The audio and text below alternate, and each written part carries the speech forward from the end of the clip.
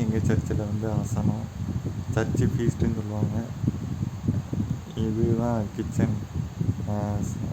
Sambar, சோறுலாம், ரைஸ்லாம் ready ஆகிட்டுருக்கு. பந்தி பரிமாறதுக்கு ரெடியாக இருக்காங்க.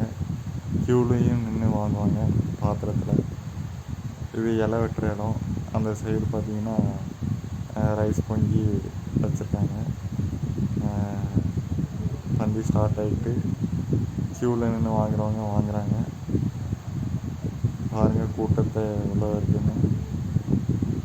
நைட் ஆக கூட்டம் ஏறிடுச்சு.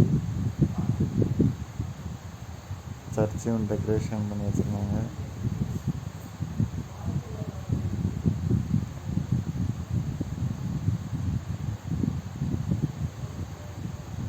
எல்லோரும் வந்து நல்லா திருப்தியாக சாப்பிட்டு போனாங்க.